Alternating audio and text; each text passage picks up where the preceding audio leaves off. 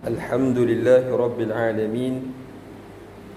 Wabihi nasta'in ala umuri dunya wad din. Wassalatu wassalamu ala ashrafil anbiya'i wal mursalin. Wa ala alihi wa sahbihi ajma'in. Rabbi shrah li sadri wa yassir li amri. Wahlul 'uqdatan min lisani yafqahu qawli. Subhanaka la ilma lana illa ma 'allamtana innaka antal alimul hakim. ولا حول ولا قوة إلا بالله العلي العظيم. أما بعد.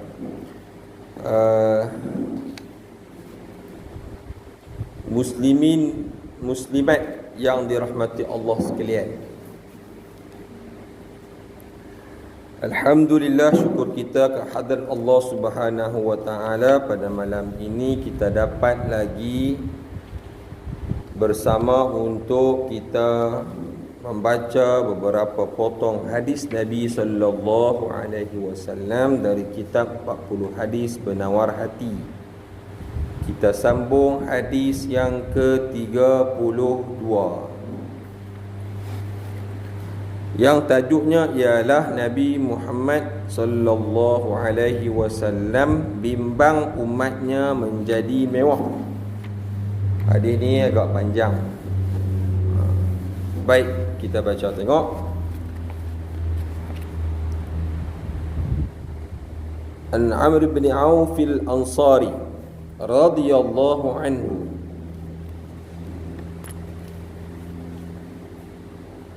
anna Rasulullah sallallahu alaihi wasallam ba'atha Aba Ubaidah bin al-Jarrah radhiyallahu anhu ala al-Bahrain يأتي بجزيتها فقدم بمال من البحرين فسمعت الأنصار بقدوم أبي عبيدة فوافوا صلاة الفجر مع رسول الله صلى الله عليه وسلم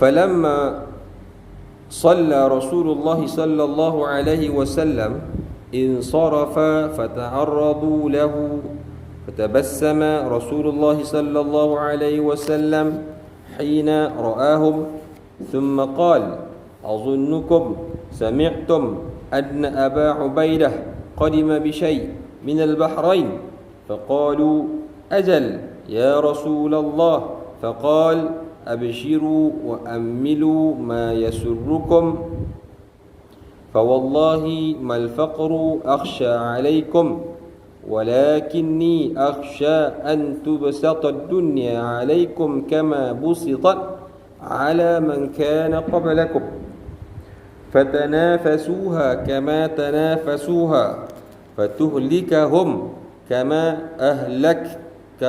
أهلكتهم متفق alaih.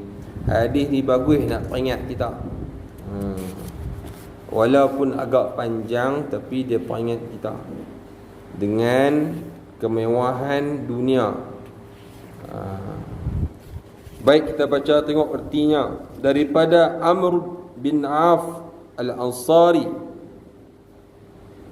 radhiyallahu anhu bahwasanya Rasulullah sallallahu alaihi wasallam mengirim Abu Ubaidah al-Jarrah. Oh, ini panglima Islam. Hebat Abu Ubaidah al-Jarrah ni. Radhiyallahu anhu, Nabi mengirim Abu Ubaidah radhiyallahu anhu ke negeri Bahrain. Negeri ataupun negara Bahrain, dia adalah satu-satunya negara dia tak sama dengan negara lain. Pasal apa? Negara lain dia hujan dulu baru dia mai bah. Bahrain dia bah dulu baru mai turun hujan. Faham tak? Bah tu bah lah. Rain tu hujan. Orang turun hujan dulu baru bah. Tapi Bahrain ni dia bah dulu baru turun hujan. Bah luar tengok ayam berlambak tapi hujan tak turun lagi. Baru turun hujan. Pasal bah dulu Bahrain Bahrain. Bahrain ni kalikunya maksudnya dua laut. Untuk mengumpulkan jizyah, pajak. Maksudnya kita kata lah ni macam cukai. Cukai.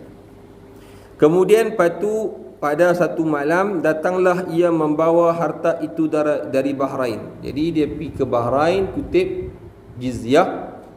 Kemudian dia pun balik. Siapa? Abu Ubaidah Al-Jarrah. Bawa balik daripada Bahrain. Balik apa? Balik harta lah. Kaum Ansar mendengar akan kedatangan Abu Ubaidah radhiyallahu anhu tadi.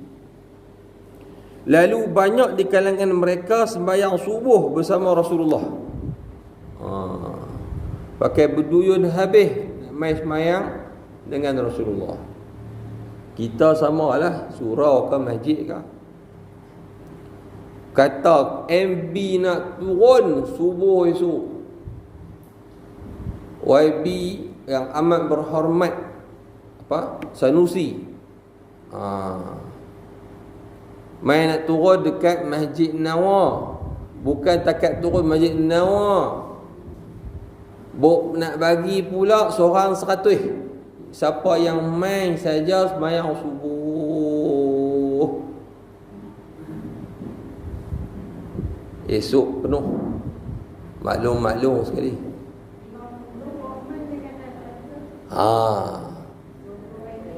Hak kampung Minangkabau pun mai juga.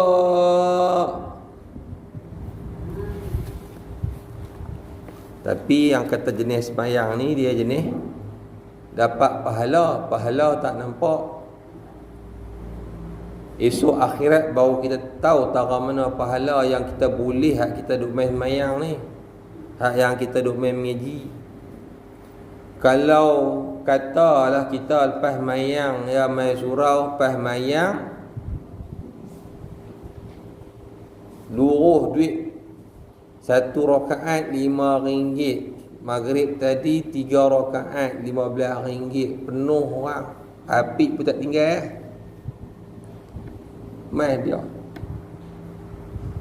mua bakat mai. Memanglah. Ya, dia bukan pasal dia bukan nampak akhirat, dia nampak dunia. Kalau dunia tu ada di surau, di masjid, apakah duk main kumun masjid? Lah ni pasal apa orang pakai duk kumun di pasar malam lah ni? Pasal hak orang menega duk nampak duit pelanggan hak yang duk main waktu maghrib nak ramai. Dah tak? Yang hak duk pi pasar malam tu nak buat apa? Pasal hak yang pelanggan ni pasal nak isi perut. Nak beli ni, nak beli tu. Dia daripada rumah pasang niat dah. Nak beli apa kan? Tu kita. Yang hak tok bila duk panggil Allahu Akbar tu, tak apa, biar pilah, kita ada masa lagi ni, sejam ni. Lek dulu pi beli ayam goreng. Macam tu jadinya. Kita macam tu tak nampak pahala yang Allah Ta'ala nak bagi tu. Kita dah nampak ayam goreng, kita dah nampak RM1 2. Hak yang kita nak makan tak habis, tak lama mana. Jadi lalulah banyak bersemayang subuh bersama Rasulullah. Yang hak semayang dengan Rasulullah ni memang sentiasa ramai. Biasanya kalau waktu yang gelap macam ni, ada yang tak mai disebabkan mereka itu adalah orang munafik. Tapi pagi tu penuh semua. Macam tu. Jadi kalau zaman Rasulullah, sahabat kata, kalau ada di kalangan orang Madinah Islam yang tak mai semayang subuh berjemaah, kami dah tahulah dia ni munafik. Munafik ni maksudnya waktu ni luar Islam dalam kafir. Macam tu. Ada ramai. Ketua munafik Abdullah bin Ubay bin Salul. Nama Abdullah elok, nama bagus. Tapi hati Masya Allah, pengikut dia, kalau kita tengok dalam peperangan mana, Ahzab, Uhud, ada 300 orang. Ramai dia. Jadi kena hati-hati kita pun dengan orang-orang yang dalam lain luar lain. Kena hati-hati, kena jaga-jaga. Baik. Betul? Setelah Rasulullah sallallahu alaihi wasallam selesai solat, beliau terus pulang ke rumah. Maka orang ramai menuju ke rumah beliau. Tu dia untuk menemuinya. Ni kawan tadi ni Abu Ubaidah Al-Jarrah bin Al-Jarrah tadi ni bawa balik harta jizyah daripada Bahrain. Bila sampainya, depa ni pakat duk tunggulah mai semayang awal pasal apa hak ikut kita boleh habuan semua. Tapi Rasulullah ni bukan tak faham tengok sahabat ramai ni, bukan tak faham, dia tak apalah, buat tak rapilah semayang. Habis semayang dia pun buat tak tahu, masuk dalam rumah terus. Tak cukup dengan tu, Nabi depa kata Nabi ni tak faham ke guna kan. Rumun pergi rumah Nabi pula. Sampai macam tu. Rasulullah SAW lalu keluar dari rumahnya sambil tersenyum. Senyum pasal apa? Tahu dah gelagat sahabat-sahabat dia ni. Sahabat-sahabat lah macam tu lah. Yalah, di kalangan sahabat ni macam-macam, bukan sikit, ramai. Ada Sayyidina Abu Bakar, dia tak sama dengan Sayyidina Umar. Sayyidina Umar dia tak sama dengan Sayyidina Osman. Sayyidina Osman tak sama dengan Sayyidina Ali dan sahabat-sahabat yang lain. Ada sahabat yang kecil, ada sahabat yang besar, ada sahabat yang dekat dengan Rasulullah, ada sahabat yang duduk jauh Rasulullah.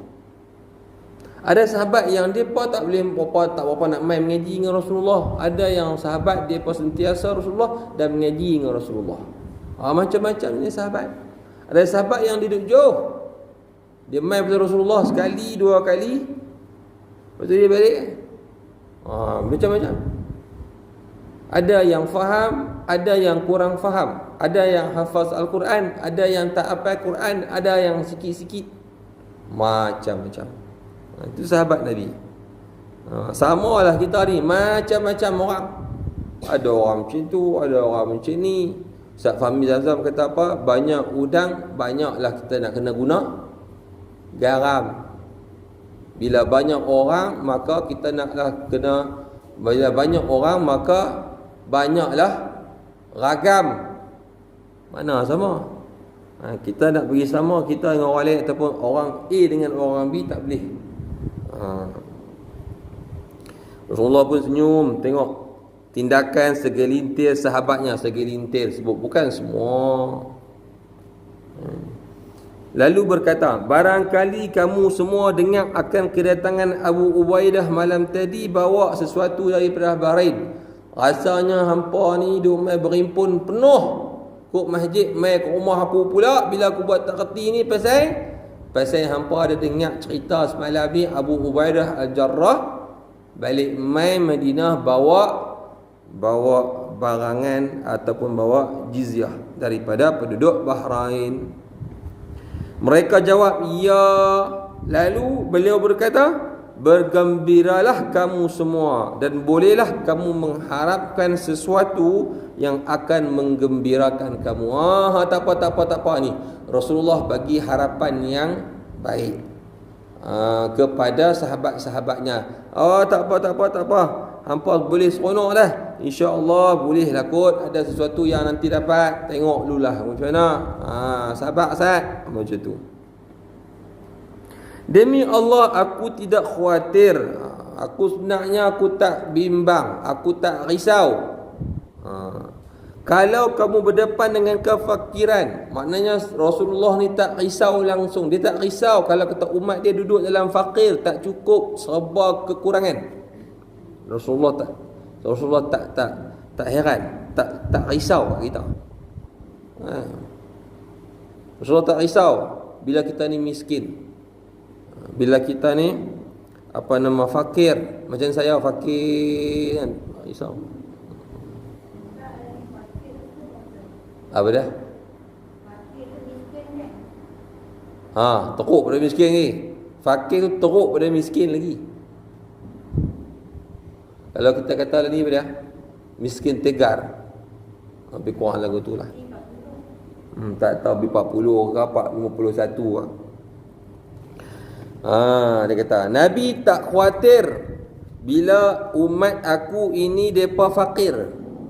Tapi aku khawatir bila kamu besok ni berdepan dengan kekayaan. Tu dia kekayaan ni. Apa saja. Poket belah kanan penuh duit, poket belah kiri penuh dengan wang. Atas bawah duit, atas tilam, bawah bantai, dalam bantai. Duit dia buat kabur. Tidak atas bantai. Kemas semua tahu tu. Iaitu apabila dunia telah diluaskan bagi kamu seperti mana pernah diluaskan kepada umat sebelum kamu.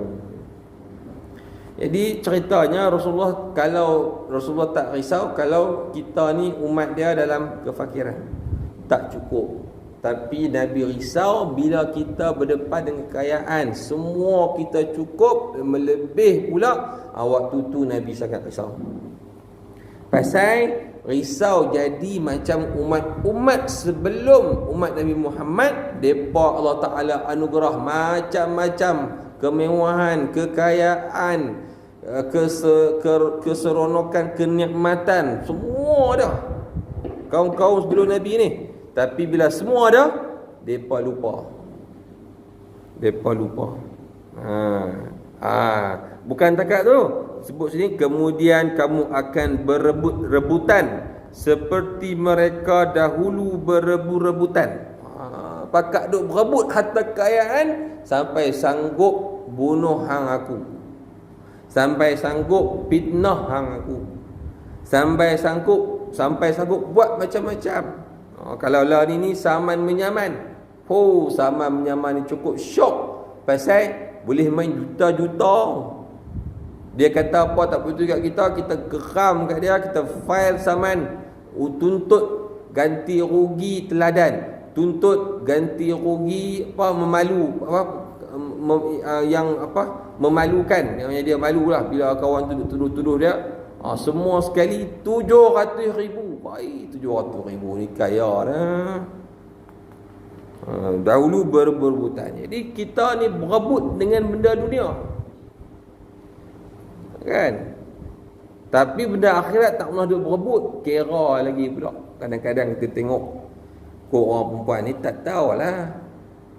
Kau belah lelaki ni kadang-kadang bila buat soft ni, kalau bukan soft lagu ni lah, soft apa hak biasa ni. Bila buat soft ada kosong di depan, kosong tang ni, orang ada tang ni, ada kosong tang ni. Jadi di belakang ada orang lagi. Hak yang kawan di belakang, sila. Itu tak betul. Patutnya dia yang mai pi, dia yang mai duduk tang ni. Dia duduk sila orang.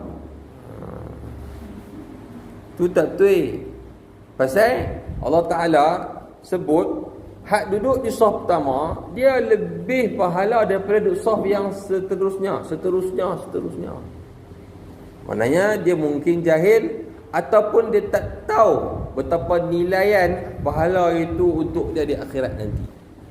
Tapi kalau ikut hukum, kalau ada kosong depan kita duduk bersila, kawan tu duduk depan, tak apa, hampir dulu aku duduk belakang, makruh hukum dah. Makruh. Maknanya kita rebut peluang tu. Yang tu kena rebut. Yang akhirat ni tak apa, betul kalau rebut. Yang ni duk rebut dunia, hasad dengki. Sama-sama kita pun, depa duk ada dengar apa cerita duk sihir kan. Kedai sihir tak nampak orang pi, awak hang tutup kedai. Bila aku kata buka, aku tengok tak ada apa pun. Dilanggap serta dilanggap. dia ada seorang ni dia buka kedai, maju ada orang nak kau apa kau mana tu wallahu alam. Dia buat gulai apa pagi-pagi dia buat masak tu, tak dan sampai tengah hari basi. Bungkus McDonald. McDonald bungkus ke bungkus McDonald? Entam je. Ada apa tak ada. 2-3 kes baru ni minggu ni pun saya macam tu lah hadapi. Kan? Bukan saya hadapi, maksudnya orang duk main cerita kita. Orang kita ni kadang bubuh sihir, santau, hantar jin mai. Petang tadi mai kat saya minta ustaz tengok apa cerita ni. Anak saya ni dengan bini dia nampak macam hubungan tak berapa nak elok. Hari tu awal-awal okey lah.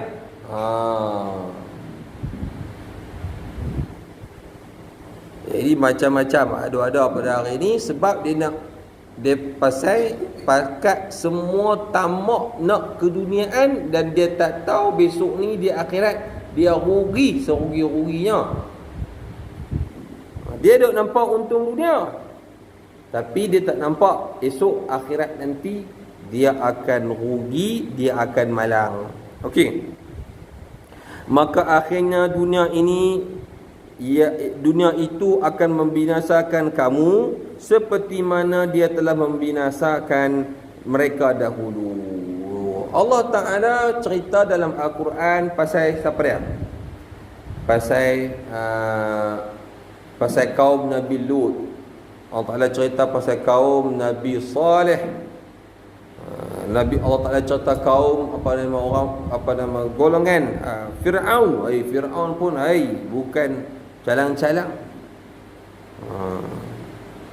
Tapi berebut akhirnya mereka itu binasa. Bahaya. Jadi kita kena beringat. Baik. Kemudian keterangan, baru masuk keterangan. Nabi kita sallallahu alaihi wasallam tidak khawatir kalau umatnya berdepan dengan kefakiran, tetapi yang sangat dikhawatirkan beliau ialah kalau umatnya berdepan dengan kekayaan. Di dalam keadaan fakir dan kekurangan, banyak orang yang dapat melaksanakan amal ibadah kerana tidak banyak gangguan dan perkara yang menyibukkan fikiran. Pasal apa Rasulullah tak risau orang yang miskin fakir? Pasal orang yang fikir fakir dia tak ada apa duk kalut tang mana. Duduk nak buat apa tak ada apa. Nak pergi sana sini minyak motor pun tak ada, motor pun tak ada. Duduk ya. Jadi waktu macam ni dia buat apa? Tengok dengan azan tak tahu nak buat apa, mailah masjid, mailah surau. Tapi kalau orang kaya sat telefon. Ni tak boleh. Okey nak pergi sana, pergi sini. Kan PM kata ke sana, ke sini, ke sini, ke sana, ke sana, ke sini. Pasal apa duit banyak? Duit ada. Tak lekat rumah. Kalau duit tak ada, duduk rumah. Pagi-pagi pun duduk rumah. Kalau duit ada, start motor, start kereta, roti canai, pokok senang. Dia dah. Duit banyak sikit, teringat nak beli apa perabot. Pergi kedai perabot. Duit banyak, teringat rasanya nak kena beli baju baru. Pergi mana? Aman Central. Tapi kalau miskin, teringat nak beli baju baru lah. Duit tak ada. Tak pergi mana, duduk tahun tu. Jadi tak banyak gangguan. Pasal apa Allah Ta'ala tak bagi jadi kita kaya? Pasal bagi nak kita ada masa main surau, main masjid, beribadat. Kalau kaya termasuk saya pun perasan minta maaf balong lah, saya tak boleh main. Saya kena pergi KL urusan bisnes. Balong duduk lah zikir. Maklum kan ada duit. Saya punya duit boleh happy. Tapi kalau kaya, sangat sedikit orang yang sempat mengerjakan amal ibadah. Kita boleh buat bancian lah.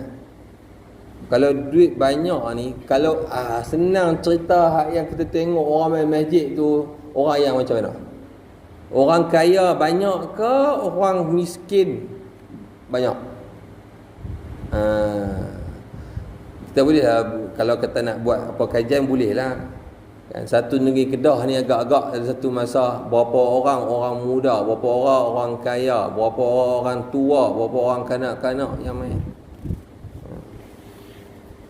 Boleh buat lah yang tu. Jadi kaya itu menyibukkan seseorang. Zaman Rasulullah sallallahu alaihi wasallam ada seorang sahabat, dia ni tak ada apa-apa, fakir, minta kambing sekok dekat Rasulullah. Mailah kambing sekok 2. Kan? Rasulullah tak layan, tak mau bagi. Minta juga, minta. Akhirnya Rasulullah pun bagi kat dia. Tapi Nabi ni tahu, sebelum bagi tu tahu dah naknya. Tapi kan, sebelum tu dia rajin main masjid mayang. Lepas ada kambing dia membiak 2 ekor, 4 ekor, 6 ekor. Jadi dia pun nak kena tumpu kat kambing dia. Lagi banyak, lagi jauh dia kena pi jaga kambing kat lereng bukit lah apa semua. Lain kali dia tak dan semayang dah, main masjid berjemaah dengan Nabi. Pasal duk kalut, duk urus kambing dia. Kaya dah waktu tu, kaya, tetapi dia tak boleh dekat dengan rumah Allah.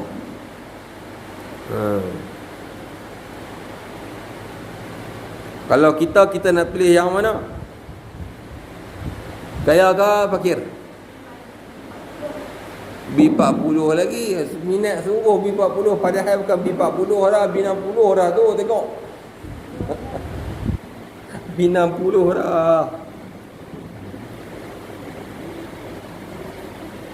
Okey. Kerana mereka terlalu sibuk dengan bermacam-macam urusan. Ialah nak urus harta kekayaan.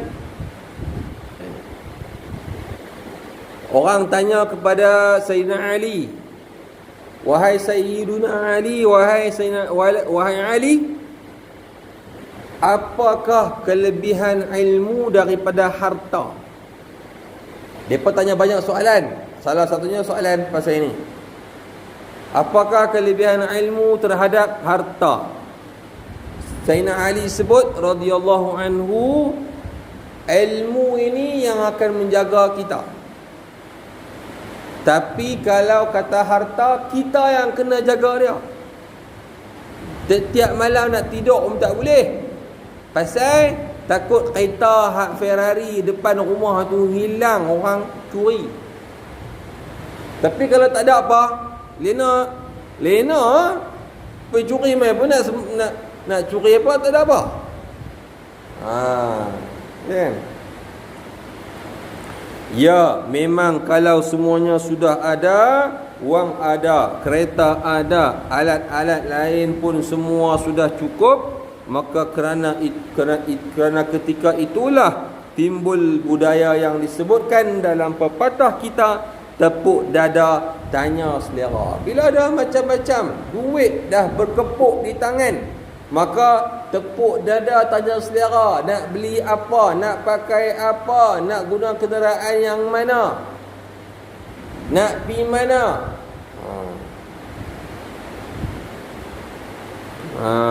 Ikut dia. Nak beli apa semua boleh, pasal orang kaya. Terserahlah hendak pergi ke mana, hendak buat apa. Kalau begitu layanan diberikan kepada nafsu, maka tentulah mudah. Maknanya kita duk layan nafsu lah. Nak beli nu, nak beli ni, nak buat tu, nak buat ni, nak pergi sana, nak pergi sini. Maka bila jadi macam tu, maka mudahlah bagi syaitan untuk mendorongnya membuat perkara maksiat, dan mudahlah bagi syaitan menjerumuskan ia ke lumpur kemaksiatan dan kedurjanaan. Orang-orang yang bijak ialah orang yang mempunyai perhitungan untuk masa akhirat. Siapa orang bijak? Orang bijak dia fikir macam mana dia nak dapat untung di akhirat. Jadi dia pun buat kebaikan untuk dapat keuntungan di akhirat. Harta kekayaan yang berlebihan boleh digunakan untuk membantu orang lain sebagai amal jariah yang akan didapatkan pahalanya dalam catatan kebaikannya pada hari kiamat nanti. Jadi kita nak kena jadi orang yang bijak.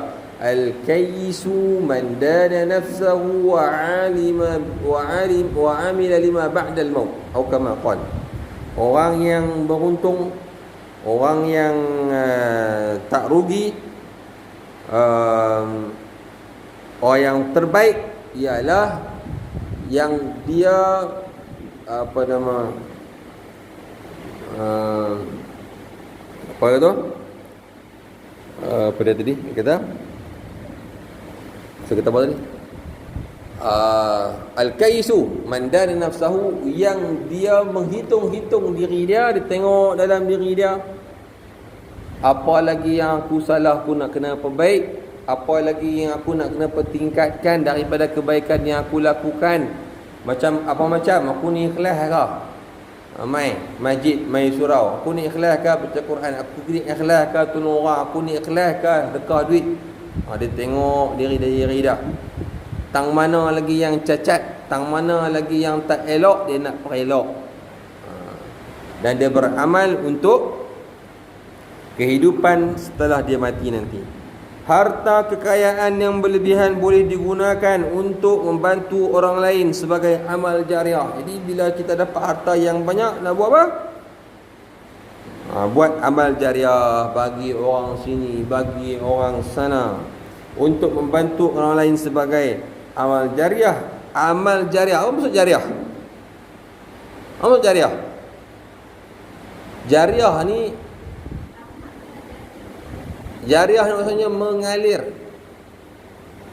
Jariah, jalan terus.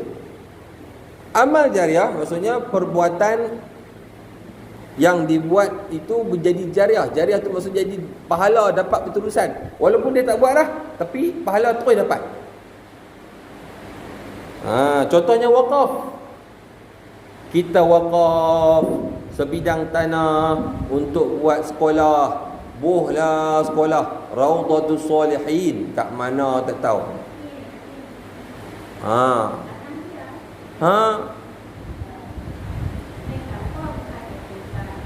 Bila wakaf, walaupun kita dah wakaf sekali tapi lagi mana tapak tu duk guna untuk ilmu, untuk buat kebaikan, untuk apa?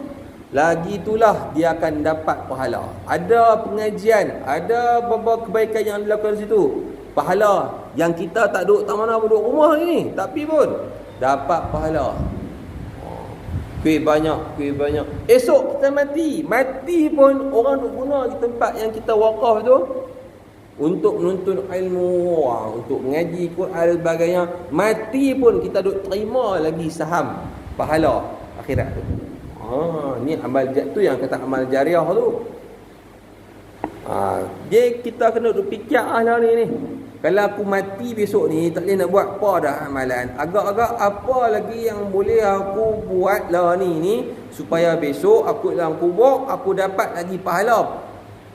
Apa dia? Senang. Apa dia?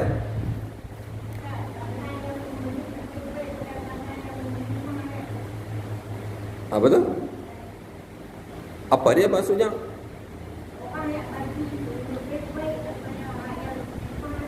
Iyalah, betul. Jadi betul.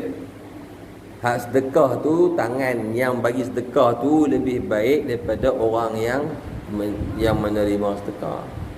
Jadi kita ni nak kena bercita-cita untuk jadi orang yang memberi, bukan duk kira duk minta. Buka, borang zakat dah keluar, jom kita pergi satu kampung Nawa. Betul lah, ni cerita pasal kaya lah dia bagi ni. Tak kaya tak lupa lah. Baik, habis di situ. Jadi apa amalan jariah kita yang boleh kita lakukan pada hari ini untuk kita terus dapat manfaat daripada pahalanya? Kalau Nabi sebut dalam satu hadis, kullu bani Adam. Kan? Dia tak macam tu. Apabila dia mati, idza matal insan, idza mata banu Adam, apabila mati anak Adam, maka akan terputus dia punya amalan. Duk kaku dulu tu nak makik semayang buat apa? Hari tak pasal kalau kata dah mati mana boleh duk buat semayang. Tapi kalau kata dia mati duk makik buat semayang lagi, jangan orang yang tengok tu pensel silap mati juga. Amal soleh kita buat kebaikan. Ada amal soleh yang tak jadi jariah.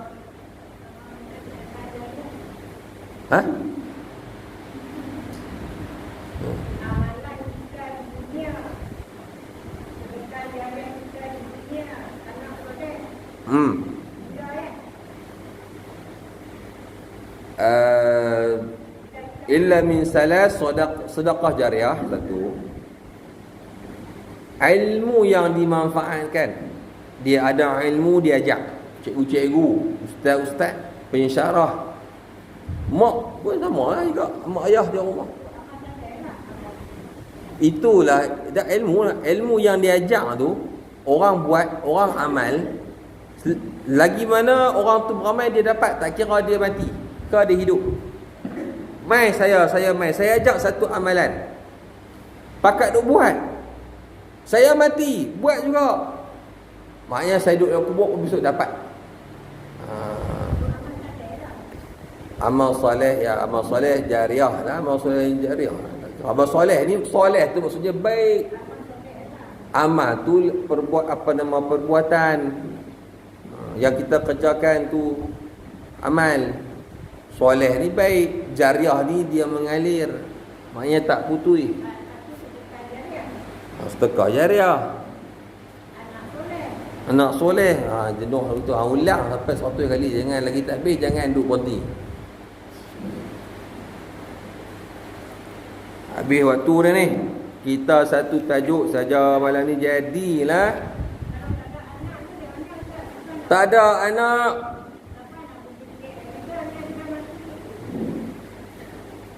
Tak ada anak ni boleh buat salah satu cara. Ada duit tak? Apa pun tak ada tu, pergi matilah senang, tak payah buat apa.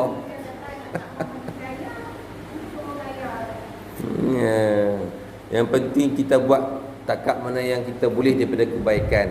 Kalau ada anak, tak ada cara ada anak, ada harta dengan ada harta, apapun yang ada yang Allah Ta'ala tetap untuk kita, kita bersyukur, gunakan sebaik yang mungkin. Kalau hanya takat kita saja, kita sudahlah. Tak apalah, boleh buat apa lagi? Buat takat mana boleh lah. Dah tak ada anak, mana buat anak cari tang mana? Cari buluh betung, anak buluh betung.